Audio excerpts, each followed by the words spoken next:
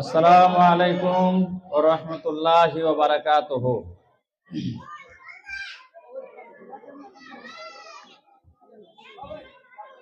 নাহমাদুহু ওয়া নুসাল্লি আলা রাসূলিহিল কারীম, আম্মা বা'দ। আউযু বিল্লাহি মিনাশ শাইতানির রাজীম। বিসমিল্লাহির রহমানির রহিম।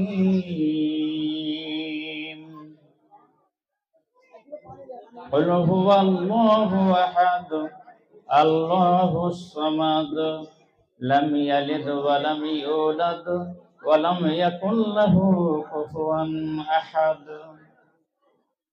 ওয়া ক্বালা আন-নাবিয়্যু সাল্লাল্লাহু আলাইহি ওয়াসাল্লাম,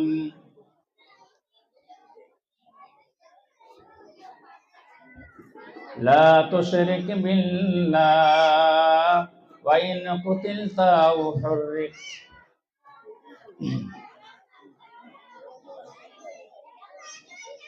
উপস্থিত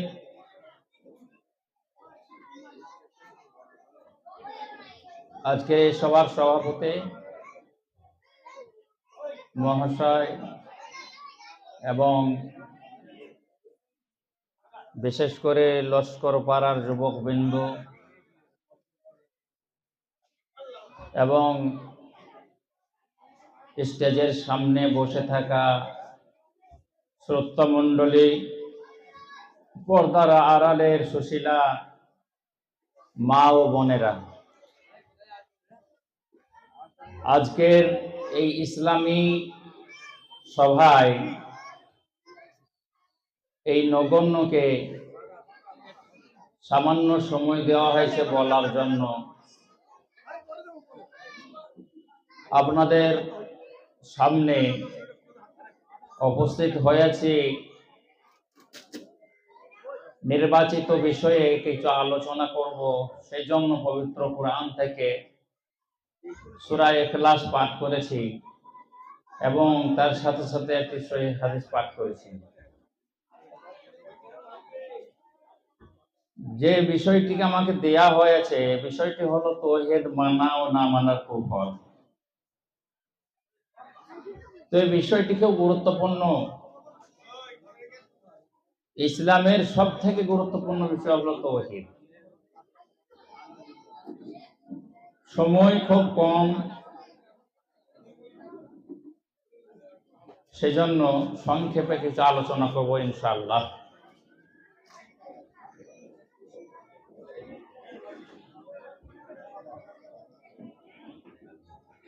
আল্লাহর উপরে ঈমান নিয়ে আসা মুসলমানদের প্রথম কর্তব্য। আর যে বিষয়ের উপরে ঈমান রাখা দরকার বা যে বিষয়টি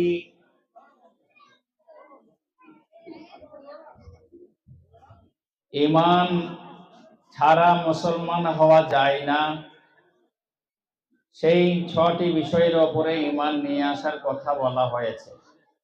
প্রথম হলো যে আল্লাহ তাআলার উপরে ঈমান নিয়ে আসা, 2 নম্বর হলো ফেরেশতাদের উপরে ঈমান নিয়ে আসা, 3 নম্বর হলো আসমানি যত কিতাব আছে আল্লাহ তাআলা নাজিল করেছেন সমস্ত কিতাবের উপরে ঈমান নিয়ে আসা, 4 নম্বর হলো আল্লাহ তাআলা যত নবী রাসূল পাঠিয়েছেন তাদের উপরে ঈমান আনা, 5 নম্বর হলো কিয়ামতের উপরে, পরকালের উপরে ঈমান নিয়ে আসা এবং 6 নম্বর বিষয় হলো তাকদীরের উপরে বিশ্বাস করা। এই 6টা জিনিসের উপরে ঈমান না নিয়ে এলে সে মুসলমান হতে পারে না।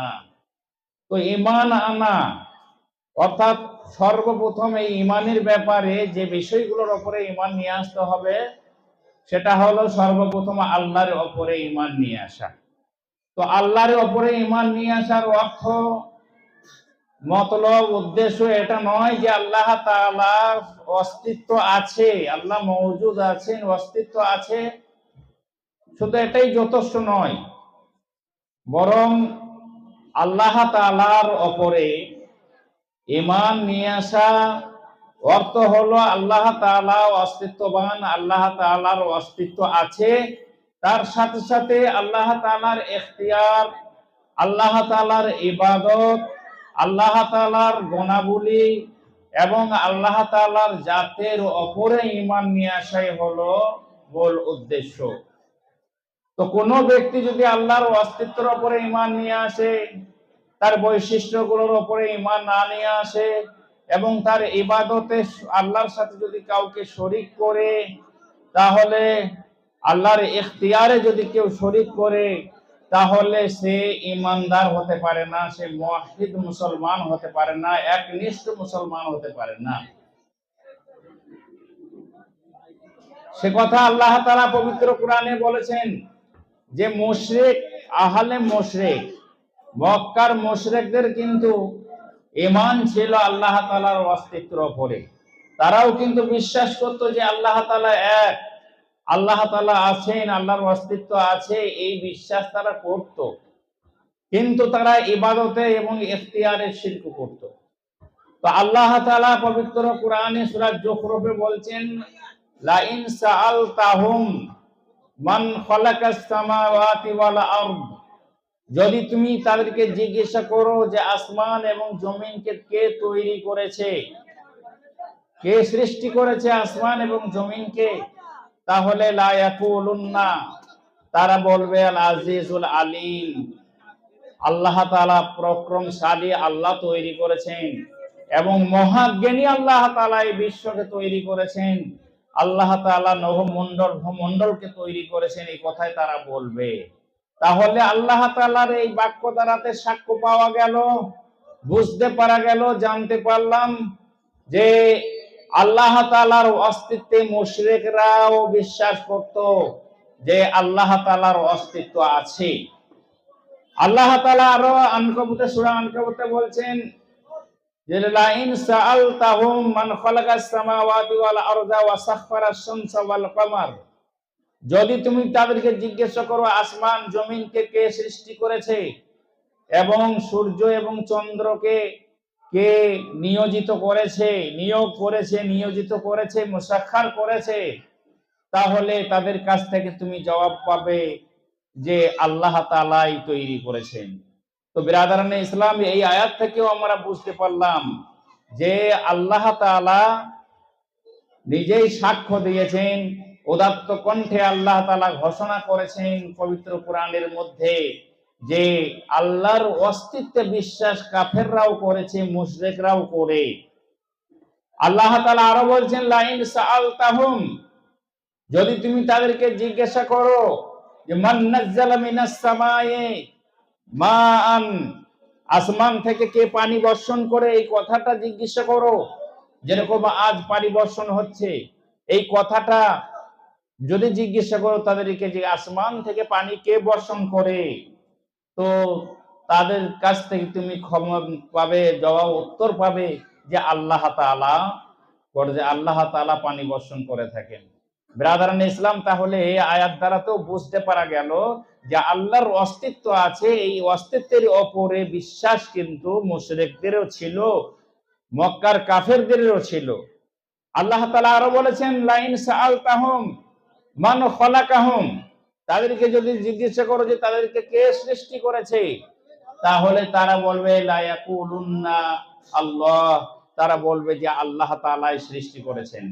তো এই মানুষ সকলকে, জগৎকে, মানুষ যত প্রাণী রয়েছে এই জগতের মধ্যে এবং আসমানের মধ্যে, সমস্ত প্রাণীকে এবং সমস্ত জিনিসকে যে আল্লাহ তাআলা সৃষ্টি করেছেন, এমনকি মুশরিকদেরকে যদি জিজ্ঞাসা করা হয় যে তোমাদেরকে কে সৃষ্টি করেছে, পয়দা করেছে, তো তারা বলবে অবশ্যই আল্লাহ তাআলা সৃষ্টি করেছেন। একথা আল্লাহ তাআলা পবিত্র কোরআনের মধ্যে বললেন। তাহলে আল্লাহ তাআলার ওজুদ আছে, আল্লাহ তাআলার অস্তিত্ব আছে, এই জাতের উপরে, এই অস্তিত্বের উপরে মুশরিকরাও কাফেররাও বিশ্বাস করে। আল্লাহ তাআলা আরো বলছেন যে কুল লিমান ফিল আরদে ওয়া মান ফিহা, যে আল্লাহ তাআলা বললেন যে জমিনে এবং জমিনের ভিতরে যা কিছু আছে, জমিনের মধ্যে যা কিছু আছে, সেইগুলো কে সৃষ্টি করেছে। যদি জিজ্ঞাসা করা হয়, তুমি বলে দাও ইন কুনতুম তা'লামুন, যদি তোমরা জানো, তো তারা কি বলবে যে আল্লাহ তাআলাই সৃষ্টি করেছেন, এই কথা তারা বলবে। অন্য জায়গাতে আল্লাহ তাআলা বলছেন যে কুল, আল্লাহ তাআলা বলছেন হে মুহাম্মদ সাল্লাল্লাহু আলাইহি ওয়াসাল্লাম আপনি বলে দিন কুল বিয়াদিহি মালাকুতু কুল্লি শাইইন, যে সমস্ত জিনিসের অধিকার কার হাতে রয়েছে, কার মিলকিয়াত রয়েছে, কার বাদশাহত রয়েছে। তখন লা ওয়াহুয়া ইউজিরু ওয়ালা ইউজারু আলাই, যে আল্লাহ তাআলা আশ্রয় দেন এবং তার মোকাবেলাতে কেউ আশ্রয় দিতে পারে না। এই কথা যদি জিজ্ঞাসা করা হয় তাদেরকে, তাহলে তারা বলবে যে আল্লাহ তাআলাই তৈরি করেছেন, আল্লাহ তাআলাই আশ্রয় দেন। তাদেরকে যদি জিজ্ঞাসা করা হয় যে মাইয়ারযুকুকুম মিনাস সামায়ে, যে তোমাদেরকে কে রুজি দেয়, আসমান থেকে তোমাদেরকে কে রুজি দেয়, তখনও তারা বলবে যে আল্লাহ তাআলাই আমাদেরকে রুজি দেন।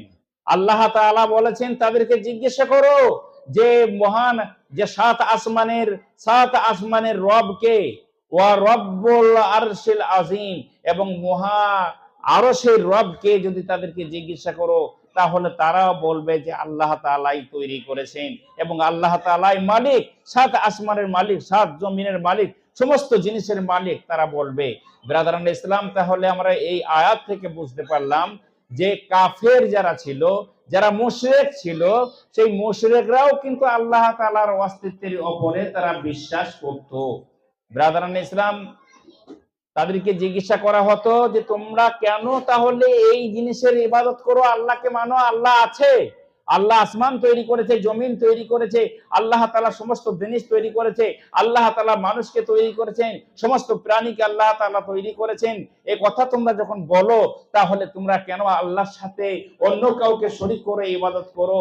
তখন তারা বলে যে মা না'বুদুহুম, আমরা তাদের ইবাদত করি না, কিন্তু তারা ইউকাররিবুনা ইলাল্লাহি যুলফা, আল্লাহ তাআলার নিকটবর্তী করে দিবে, সেই জন্য আমরা এই দেবদেবীর পূজা করি। তাহলে তাদেরকে জিজ্ঞাসা করা হলো যে তোমরা যে আল্লাহর অস্তিত্ব মানো, আল্লাহকে এক বলে মানো, যে আল্লাহ আছে, আল্লাহ সমস্ত জিনিস তৈরি করেছেন, রুজির মালিক, তাহলে তোমরা দেবদেবীর পূজা করো? তখন তারা এই কথাই বলে যে এই দেবদেবী আমাদের পূজা পাঠকে, আমাদের ইবাদতকে, আমাদের ডাককে, আমাদের আহ্বানকে আল্লাহ তাআলার কাছে পৌঁছিয়ে দিবে, সেজন্য আমরা করে থাকি, ইবাদত করে থাকি এই দেবদেবীর এবং বুতের পূজা আমরা করে থাকি। আল্লাহ তাআলা পবিত্র কোরআনের মধ্যে আরো বলেছেন ইয়াবুদুনা মিন দুনিল্লাহি মা লা ইয়াযুররুহুম ওয়া লা ইয়ানফাউহুম, যে তারা আল্লাহকে ছেড়ে এমন জিনিসের পূজা করে যে জিনিস তাদেরকে না তাদের ক্ষতি করতে পারবে, না তাদের কোনো উপকার করতে পারবে, উপকার কোনো জিনিসটাই করতে পারবে না। তো তাদেরকে যে তারা বলে লা ইয়াকুলুনা, তারা বলে থাকে যে শুফাআউনা ইনদাল্লাহ, এইগুলো আমাদের আল্লাহ তাআলার কাছে আমাদের জন্য সুপারিশ করবে। ব্রাদারানে ইসলাম, তাহলে দেবদেবীর পূজা কেন করা হয়? তারা বলে যারা দেবদেবীর পূজা করে, যারা মূর্তির পূজা করে, যারা ঠাকুর পূজা করে, যারা গাছ গাছারি পাথরের পূজা করে, তারা বলে যে এরা আমাদের ইবাদতগুলো আল্লাহ তাআলার কাছে পৌঁছিয়ে দিবে, আল্লাহ তাআলার কাছে আমাদের সুপারিশ করবে, জান্নাতে যাওয়ার জন্য, জাহান্নাম থেকে বের করার জন্য সুপারিশ করবে। ব্রাদারানে ইসলাম, তাহলে আমরা বুঝতে পারলাম যে তাদের এরকম ধারণা ছিল, কিন্তু আল্লাহ তাআলার উপরে তাদের অস্তিত্ব, যে আল্লাহ তাআলার অস্তিত্ব আছে, সে বিশ্বাস তাদের ছিল। ব্রাদারান ইসলাম, সংকট মুহূর্তে যখন খুব সংকটের মধ্যে পড়তো, বিপদের মধ্যে পড়তো, সেই বিপদে কিন্তু তারা আল্লাহকেই ডাকতো, সেই সময়ে দেবদেবীকে কিন্তু তারা ডাকতো না, তার পূজা করতো না। আল্লাহ রাসূল সাল্লাল্লাহু আলাইহি ওয়াসাল্লাম যখন জন্মগ্রহণ করেন নাই, তার 50 দিন আগে আব্রাহা বাদশাহ যখন কাবা ঘরকে ভাঙার জন্য আসে, আব্দুল মুতাল্লিব যখন খবর পেলেন যে কাবা ঘর ভাঙার জন্য এসেছে, কাবার চৌখাট ধরে আল্লাহ তাআলার কাছে দোয়া করলেন একনিষ্ঠভাবে, আল্লাহর জন্য কাছে দোয়া করলেন, হে আল্লাহ গো, এটা তোমার ঘর, তুমি সংরক্ষণ করো, তো হিফাজত করো, তার সাথে যুদ্ধ করার ক্ষমতা আমার নেই। সেখানে 360টা বুত ছিল, কোন বুতের কাছে, হবরের কাছে, উলার কাছে, কার কাছে গেলেন না। তিনি চৌখাট ধরে আল্লাহর কাছে দোয়া করলেন, আল্লাহ গো তুমি এই ঘরকে বাঁচাও, তোমার ঘর তুমি বাঁচাও। আব্রাহা বাদশাহ যখন হস্তি বাহিনী নিয়ে তার বাহিনী নিয়ে মক্কাতে প্রবেশ করলো, তখন 300টা উট আব্দুল মুত্তালিবের তার কবজার মধ্যে করে নিল। আব্দুল মুত্তালিবকে ডাকা হলো, আব্রাহা বাদশাহ নিজে ডাকলেন তার কাছে। আব্রাহা বাদশার কাছে আব্দুল মুত্তালিব পৌঁছালেন, গেলেন। আব্রাহা বাদশাহ বললেন, হে আব্দুল মুত্তালিব, তুমি তো কাবার মুতাওয়াল্লি, আমরা এই কাবাকে ধ্বংস করতে এসেছি, ভাঙার জন্য এসেছি, তোমার সিদ্ধান্ত কি বলো? তখন আব্দুল মুত্তালিব একটাই কথা বলেছিলেন যে এই সময়ে আমার যে 300টা উট ক্যাপচার করেছে তোমার সৈন্য, আমার সেই উটগুলোকে ফিরিয়ে দেওয়া হোক, আমাকে দেওয়া হোক। তখন আব্রাহা বাদশাহ বলেছিল যে আমি তোমাকে খুব চালাক মনে করেছিলাম, তোমার চেহারা, তোমার পোশাক, তোমার অবয়ব দেখে মনে করেছিলাম তুমি খুব চালাক, কিন্তু তুমি নিকৃষ্ট মানুষ। আজকে তুমি এই কাবার মোতাবাল্লি হয়ে তুমি কাবার কোনো চিন্তা নাই, তোমার উটের চিন্তা। আব্দুল মুত্তালিব বলেছিলেন, আমি হলাম উটের মালিক, সেই উটগুলোকে আমাকে ফিরিয়ে দেওয়া হোক, আমি এই ঘরের মালিক নই। এই ঘরের মালিক হলেন স্বয়ং আল্লাহ তাবারক ওয়া তাআলা, তিনি এই ঘরের সংরক্ষণ করবেন। আর দেখা গেল যে আব্রাহা বাদশাকে আল্লাহ তাআলা ধ্বংস করলেন। তারমিহিম বিহিজারাতিন মিন সিজ্জিল ফাজআলাহুম কাআসফিম মাকুল, তাদেরকে ভক্ষিত ভসির মতো করে দেওয়া হলো। বিরাদরানে ইসলাম, তো এখানে বুঝতে পারা গেল যে আল্লাহর অস্তিত্বের উপরে তারা বিশ্বাস করেছে। আব্দুল মুত্তালিব তিনি আল্লাহর কাছে দোয়া করলেন, হবলের কাছে, উজ্জার কাছে, লাতের কাছে দোয়া করলেন না যে লাত, কাবা ঘরে তোমরা আছো, এখন কাবা ঘরকে তোমরা বাঁচাও, এ কথা বললেন না। বললেন, হে আল্লাহ গো তুমি তোমার ঘরকে বাঁচাও।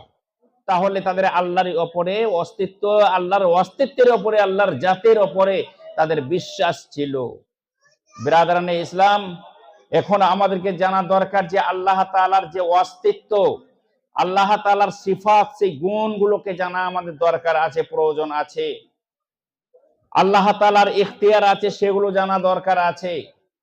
আর এই গুণ, আল্লাহ তাআলার যে বৈশিষ্ট্য আছে, যে গুণ আছে, সেই গুণ যদি লিখতে শুরু করা হয়, 7 আসমানকে কাগজ তৈরি করে যদি লেখা হয়, তাহলে 7 আসমান কাগজ হিসাবে শেষ হয়ে যাবে।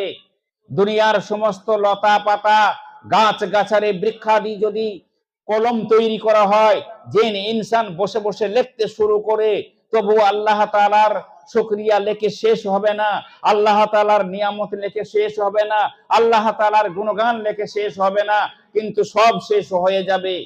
বিরাদরানে ইসলাম, তো আল্লাহ তাআলা তার অস্তিত্ব আছে, তার গুণ আছে, তার সিফাত আছে, তার ইখতিয়ার আছে, তার ইবাদত নিরালা আছে, সেই সমস্ত জিনিসগুলোকে আমাদের জানা দরকার। এখন আমাদের জানতে হবে যে আল্লাহ তাআলা যে গুণে গুণান্বিত, তিনি হলেন মানে ত্রুটিহীন, তার কোনো আয়েব নাই, তার কোনো নিষ্কলঙ্ক, তার কোনো রকমের ত্রুটি নেই, ত্রুটিহীন আল্লাহ তাআলা। এই গুণটা আমাদেরকে মানতে হবে, জানতে হবে এবং বুঝতে হবে। তো আল্লাহ তাআলা বেআয়ব, কোনো আয়ব নেই, কোনো রকমের আল্লাহ তাআলার কোনো দোষ নেই, ত্রুটি নেই, সেটা আমাদেরকে মানতে হবে। তো আমরা জানি যে প্রত্যেকটি জিনিসের মধ্যে দোষ ত্রুটি আছে। আমরা চাঁদকে তাসবিহ দিয়ে থাকি, আমাদের মাহবুব প্রেমিকা, আমাদের ছেলে, সন্তান সন্ততি, আমাদের বিবির সাথে, আমাদের মায়ের সাথে চাঁদের তুলনা দিয়েছি, চাঁদের মতো মুখ, সেই চাঁদেও দাগ আছে, কিন্তু আল্লাহ তাআলার চরিত্রে এবং আল্লাহ তাআলার গুণে আল্লাহ তাআলার কোন রকমের দাগ নেই। ব্রাদারান ইসলাম, বক্তা এসে গেছে, সামান্য সময় এই বিষয়টা নিয়ে খুব আলোচনা করা দরকার ছিল, এবং একটা খুব বহুত লম্বা দীর্ঘ বিষয়, এই বিষয়টা খুব সংক্ষেপে আলোচনা করা যায় না। যাই হোক, আল্লাহ তাআলার যে গুণ বেআয়ব, দোষ ত্রুটিহীন, আল্লাহ তাআলার কোনো ত্রুটি নেই, কোনো দাগ নেই, সেটাকে আমাদেরকে মানতে হবে। আল্লাহ তাআলা সামি আলিম, আল্লাহ তাআলা সর্বস্রষ্টা, আল্লাহ তাআলা দ্রষ্টা, এবং আল্লাহ তাআলা মহাজ্ঞানী, সেটাকে আমাদেরকে মানতে হবে। আমাদের অন্তরে যা আছে, পাতালে যা হচ্ছে, আগামীকাল কি হবে, আজ কি হচ্ছে, আসমানে কি হচ্ছে, আসমানের ওপরে কি হচ্ছে, সমস্ত কিছুই আল্লাহ তাআলা জানেন। একটা গাছের পাতা নড়ে, একটা গাছের পাতা পড়ে, একটা বীজ থেকে অঙ্কুর হয়, সেই অঙ্কুরটা কখন হবে, কিভাবে হবে, সেটাও আল্লাহ তাআলা জানেন। তার জ্ঞান আল্লাহ তাআলা রাখেন, সেটাকেও আমাদেরকে মানতে হবে। আল্লাহ তাআলা হলেন লতিফ, আল্লাহ তাআলা হলেন খবীর, অর্থাৎ আল্লাহ তাআলা খুব সূক্ষ্ম খবর রাখেন। কোথায় পানি হবে, কতটা পরিমাণ পানি হবে, মেঘ উঠেছে পানি না হতেও পারে, মেঘ উঠেছে ঝড় হতেও পারে, না হতেও পারে, কিভাবে হবে, কোথায় হবে, আর কতটা গর্জন হবে। আর মেঘ হলেই যে পানি হবে তাও না, আর মেঘ না হলেও যে পানি হবে, এইভাবে এই সমস্ত জ্ঞান বা এই সিফাতগুলো আল্লাহ তাআলার আছে, সেইগুলোকে আমাদেরকে মানতে হবে। ব্রাদারানে ইসলাম, তো আমাদের আল্লাহ তাআলা যে সিফা মানে খাবির, জ্ঞান রাখেন, সেটাকে আমাদেরকে মানা দরকার। ব্রাদারানে ইসলাম, মায়ের পেটে কোন সন্তান আছে, কে ইঞ্জিনিয়ার হবে, কে ডাক্তার হবে, কে আলেম হবে, কে বদ হবে, কে খারাপ হবে, কে ভালো হবে, এবং কে ফিরাউন হবে, কে আবু জাহাল হবে, কে চেঙ্গিস খান হবে, কে নবী হবে, সেটা আল্লাহ তাআলাই জানেন। সেই খবরটাও রাখেন। আল্লাহ হলেন খাবির, আল্লাহ হলেন লতিফ, সেটাকে আমাদেরকে জানা দরকার এবং মানা দরকার। ব্রাদারান ইসলাম, আল্লাহ হলেন হাকিম, আল্লাহ হিকমতওয়ালা, মহাবৈজ্ঞানিক, সেটা আমাদেরকে মানতে হবে। তো আল্লাহ তাআলার বিজ্ঞান, আমরা অনেকেই মানুষের ভুল ধরতে ধরতে ধরতে ধরতে এমন জায়গাতে পৌঁছে যায় যে আমরা আল্লাহরও ভুল ধরে বসে থাকি। ব্রাদারান ইসলাম, তো আমরা মনে মনে অনেক কিছু ভুল ত্রুটি আল্লাহর পেয়ে যায়, যে আল্লাহ তাআলা এই জিনিসটা করতে ভুল করেছে না, সেই জিনিসটার যে হিকমত আছে, তার মধ্যে যে রহস্য আছে, সেই রহস্য, সেই হিকমত গুলো আমরা জানি না। সেই জন্য আমরা বলে থাকি যে এটা এইরকম হলে ভালো হতো, এইরকম এইরকম হলে ভালো হতো, আমরা বলে থাকি, কিন্তু আল্লাহই জানেন হিকমত কি আছে। আমরা জমিন থেকে, মাটি থেকে যখন একটু লাফ মারি, তখন লাফিয়ে আমরা উপর দিকে উঠি, আবার মাটিতে পড়ে যাই, তখন আমরা বলি যে মাটির একটা আকর্ষণ আছে, সেই আকর্ষণে আমাদেরকে টেনে নেয়। এই হিকমতটা আল্লাহ তাআলাই জানেন। যদি আকর্ষণ না থাকতো, তাহলে না আমরা মাটির মধ্যে, জমিনের মধ্যে বসবাস করতে পারতাম না, শুতে পারতাম না, বসতে পারতাম না, দাঁড়াতে পারতাম না, চলতে পারতাম না, পানি নিজের জায়গাতে থাকতো না, অন্য অন্য কাজ ঠিকভাবে হতো। তো এর যে আকর্ষণ আছে, সেই আকর্ষণটা কিভাবে আছে, তার হিকমত আল্লাহ তাআলাই জানেন। ব্রাদারান ইসলাম, তো আমরা জানি যে আল্লাহ তাআলার হিকমত আছে, সেই জিনিসটা হয়তো আমরা বুঝতে পারছি না, কিন্তু আমরা না বুঝে বলি যে আল্লাহ তাআলা এটা ভুল করেছেন। এভাবে বলা হয়েছে, একটা লজিক বলা হয়েছে যে কতগুলা যুবক যারা ছিল একটু নাস্তিক ধরনের, তারা আল্লাহকে মানতো না, তো তারা বন্ধুরা একদিন সফর করতে বের হয়েছে। সফর করতে করতে একটা গাছের তলাতে যখন আরাম করে, এক বট বৃক্ষ, সেইখানে তারা আরাম করতে করতে দেখলো গাছের যে বট, ছোট্ট ছোট্ট বট, মানে ফল ধরে আছে, বটের ফল ধরে আছে। তখন তারা বলল যে আল্লাহ তাআলার এখানে ভুল আছে সৃষ্টি, যে লাউ একটা গাছে হয় যার লতা খুবই কমজোর, এত মোটা মোটা লাউ হয়, আর এত মজবুত বট বৃক্ষ, সেখানে ছোট ছোট ফল, এটা আল্লাহর ভুল হয়েছে। যদি লাউটা এই গাছে হতো, আর লাউয়ের গাছে যদি বটের দানাটা হতো ছোট ছোট, তাহলে ভালো হতো। তারা ঘুমিয়ে পড়লো সেখানে ছায়াতে। হঠাৎ ঝড় বৃষ্টি আরম্ভ হয়ে গেল। ঝড়ে ডালে ডালে পটবাড়ি মারতে লাগলো, পাতাতে পাতাতে পটবাড়ি মারতে লাগলো, যার কারণে বট বট ঝড়ে তাদের যখন চোখে মুখে নাকে পড়তে লাগলো, তখন তাদের ঘুম ভাঙলো, তখন তাদের জ্ঞানও ফেললো যে না, সত্যি আল্লাহ তাআলা যদি এখানে লাউ দিতেন, আর সেই লাউ যদি আমাদের মুখে চোখে পড়তো, তাহলে এইভাবে আমরা ধ্বংস হয়ে যেতাম, হয়তো আমরা মরে যেতাম। তো আল্লাহ তাআলা যা করেছেন ঠিকই করেছেন, আমাদের বুঝতে ভুল আছে। তো এরকম মানুষ কিছু আছে যারা আল্লাহর হিকমতকে বুঝতে পারে না। আল্লাহ তাআলা হাকিম, অথচ আল্লাহ তাআলাকে তারা মানে হিকমতের ভুল ধরে, যে আল্লাহ তাআলার ভুল ধরে, যে আল্লাহ তাআলা এগুলো ভুল করেছেন। আল্লাহ তাআলা হলেন আজাল, আল্লাহ হলেন আউয়াল আখির, সব সময় আছেন আল্লাহ তাআলা। ব্রাদারান ইসলাম, আমাদের মৃত্যু হবে, প্রাণের মৃত্যু হবে, জগৎ ধ্বংস হবে, আসমান ধ্বংস হবে, জমিন ধ্বংস হবে, কিন্তু আল্লাহ তাআলা ধ্বংস হবেন না। কুল্লু মান আলাইহা ফান, আল্লাহ তাআলা ফান হবেন না, আল্লাহ তাআলা ধ্বংস হবেন না। এটাকে তো আমাদেরকে মানা দরকার। বিরাদরান ইসলাম, আজ থেকে আমরা জানি যে বহুদিন আগে মোগল বাদশারা লাল কেল্লা তৈরি করেছিলেন। লাল কেল্লা একটা না একটা পুরাতন লাল কেল্লাও আছে, সেখানে একটা পাথর ছিল, সেই পাথরটা খুব সুন্দর পাথর, সেই পাথরটা আজও লাল কেল্লাতে রাখা আছে। সেই পাথরে ফার্সিতে একটা কথা লেখা ছিল, যেটাকে যার মানে অর্থ হলো ফার্সিতে লেখা ছিল, যার অর্থ হলো যে আসমানের নিচে এই বাদশাহাত যেন সব সময় টিকে থাকে। তো কোথায় গেল সেই বিল্ডিং, সেই মহলটা? সেই মহল আর নেই, শুধুমাত্র মহল ভেঙে চুরমার হয়ে গেছে, তার একটা ছোট্ট পাথর আছে। তো আল্লাহ তাআলা সময় শেষ। তো আল্লাহ তাআলা আজাল, আল্লাহ তাআলা সব সময় থাকবেন, তিনি কখনো ধ্বংস হবেন না। ধ্বংস হবে ফিরাউন, ধ্বংস হয়েছে কারুন, ধ্বংস হয়েছে আরো বড় বড় জালেম অত্যাচারীরা, তারা ধ্বংস হয়েছে। ধ্বংস হয়েছে মালদার, ধ্বংস হয়ে যাবে মালদার ধ্বংস হয়ে যাবে, বড় বড় বাদশা ধ্বংস হয়ে যাবে, সমস্ত জিনিসই ধ্বংস হয়ে যাবে, শেষ হয়ে যাবে। একদিন না একদিন তার শেষ আছে, কিন্তু নবী আল্লাহ তাআলা কখনোই শেষ হবেন না, আল্লাহ তাআলা ধ্বংস হবেন না। এই যে আল্লাহ তাআলার একটা সিফাত, এই সিফাতকে, এই গুণকে অবশ্যই আমাদেরকে মানতে হবে। সময় শেষ হয়ে গেল, একটা বিরাট লম্বা চওড়া বিষয়, যাকে একটা ছোট্ট মানে বাক্যর দ্বারাতে বোঝানো সম্ভব নয়। যাই হোক, আমরা এতক্ষণ কোরআনের আয়াত এবং হাদিস দ্বারাতে বুঝতে পারলাম যে তৌহিদ, একত্ববাদ যেটা তৌহিদ, সেটা আল্লাহ তাআলার রাসূল সাল্লাল্লাহু আলাইহি ওয়াসাল্লামের জামানাতে মুশরিক যারা ছিলেন, তারাও আল্লাহ তাআলার একত্বের ওপরে, আল্লাহ তাআলার অস্তিত্বের ওপরে, জাতির ওপরে তাদের বিশ্বাস ছিল, কিন্তু তারা আল্লাহর ইখতিয়ারে এবং আল্লাহ তাআলার ইবাদতে, তার গুণাবলীতে, তার জাতে তারা শিরক করেছে। তো আমাদেরকে আল্লাহ তাআলার ইবাদতে শিরক করা থেকে বেঁচে থাকতে হবে, আল্লাহ তাআলার জাতে শিরক করা থেকে বেঁচে থাকতে হবে।